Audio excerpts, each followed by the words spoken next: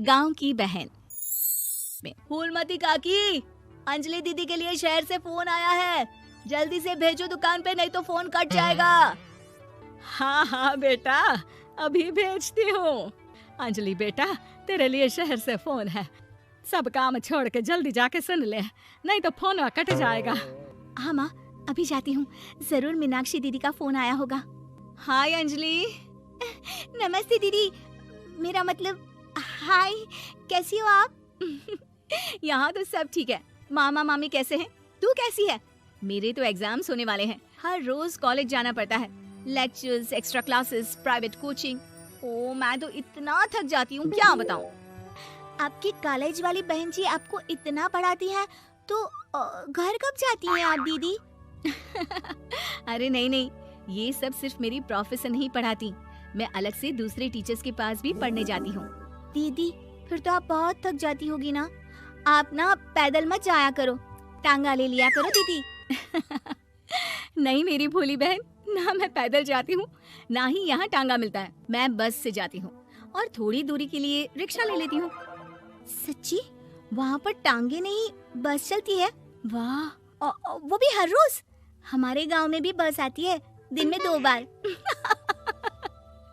यही तो खास बात है शहर की, यहाँ बसें पूरा दिन दौड़ती हैं सड़कों पर, और सिर्फ बसें ही नहीं, कार, स्कूटर और ट्रक भी, और तो और थोड़ी दूरी पर तो हवाई जहाज भी है, जहाँ से हवाई जहाज आसमान में उड़ते हैं।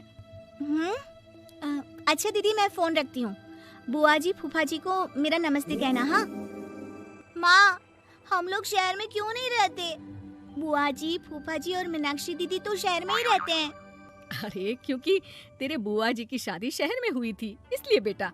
शादी से पहले वो भी तेरे पापा और दादा दादी के साथ गांव में ही रहती थी।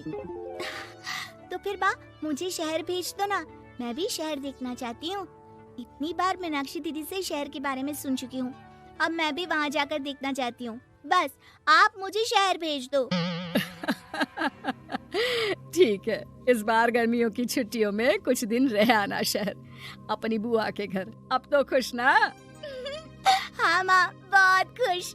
आप देखना मैं शहर जाके कितने मजे करती हूँ। अंजलि अगले दिन स्कूल जाती है और वहाँ अपने सारे दोस्तों को अपने शहर जाने की बात बताकर चिढ़ाती है। अरे श्रद्धा, शीतल, सरोज, तुम लोग इन गर्मियों की छुट्टियों में कहाँ जा रही हो? एकादशी वाले गांव के मेले में। हम तो दूसरे गांव में नानी के घर जाएंगे, उनका घर नहर के किनारे है, बड़ा मजा आएगा।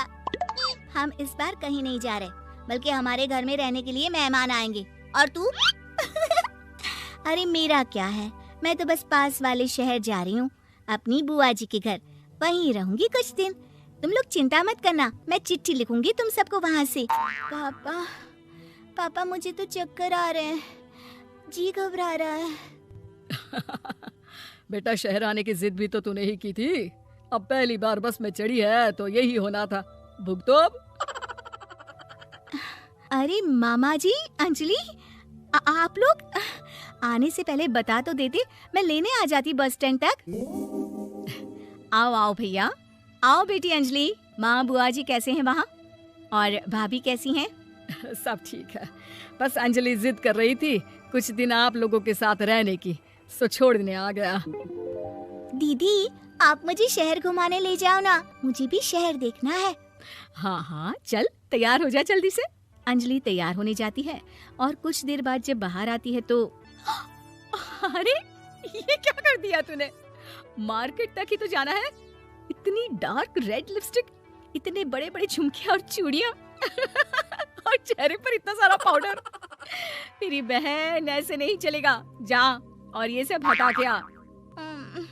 अरे कैसे, क्यों? मैंने शहर आने के लिए इतनी मेहनत से ये सब इकट्ठा किया था, और वैसे भी मैंने देखा है मोहल्ले की राधा काकी के टीवी पर एक फिल्म चल रही थी, उसमें हीरोइनें ना ऐसे ही तैयार होकर जाती है घूमने। सब पता है मुझे, मैं तो ऐसे ही जाऊंगी दीदी। अंजलि शहर की चकाचौंध को देखकर बहुत हैरान और खुश होती है। ऊंची ऊंची इमारतें, सड़क पर दौड़ती गाड़ियाँ, बड़ी बड़ी दुकानें, उसकी एक्साइटमेंट का ठिकाना नहीं था। दीदी, ये छोटा सा कमरा सड़क के किनारे क्यों रखा है? इसमें कौन रहता होगा? ये कमरा नहीं, पीसीओ है, पीसीओ। यहाँ पर लोग फोन करने आते हैं, सिक्का डालकर। ओह, हमारे गांव में तो दुकान पे ही जाते हैं बात करने। अच्छा चल, तुझे रेस्टोरेंट में खाना खिलाने ले चलती हूँ। Excuse me, 2 plate noodles please and 2 Cola. Meenakshi को ऑर्डर प्लेस करते हुए अंजलि बहुत ध्यान से देखती है और थोड़ी ही देर में ऑर्डर लेकर वेटर आ जाता है और खाना टेबल पर रख देता है। अरे ये लंबी लंबी सेवइयाँ खाते कैसे हैं दीदी?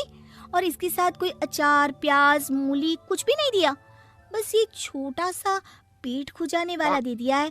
गांव में तो छोटे छोटे चावल ही होते हैं जो कि हाथ से ही खा लेती हूँ, अब इसे कैसे खाऊं दीदी? एक्सक्यूज मी, एक चम्मच प्लीज और लिटिल प्याज और अचार और मूली और एक गिलास मट्ठा, वो बाद में। हाँ, अब ये सब सुनकर आसपास बैठे लोगों को हंसी आ जाती है। मीनाक्षी भी अपनी हंसी किसी तरह रोकने की कोशिश करती है और वेटर मुस्कुराता हुआ वहाँ से चला जाता है। अंजलि समझ नहीं पाती कि सब किस बात पर हंस रहे थे, लेकिन वो छिप जाती है।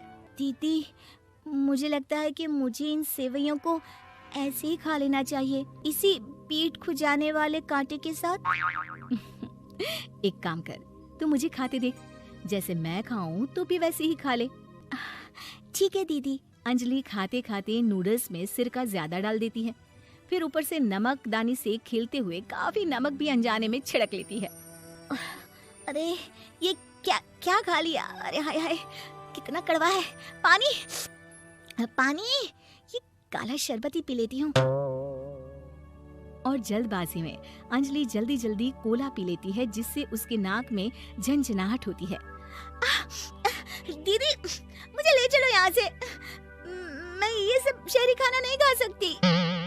अब शर्म के मारे मीनाक्षी अपनी बहन को वापस घर ले जाती है और कहती है कि देख अंजलि, माना कि शहर और गांव एक दूसरे से बहुत अलग है, लेकिन इसका मतलब ये नहीं कि हमेशा शहर ही बेहतर हो और उस वजह से हमें वो सब करना पड़े जो हम नहीं कर सकते। शहर में सहूलतें तो हैं ही, पर चुनौतियां भी हैं। हम जहाँ भी रहें, हमें कभी अपने आप को कम या ज्यादा नहीं समझना चाहिए और किसी भी नई जगह में ढलने में समय लगता है।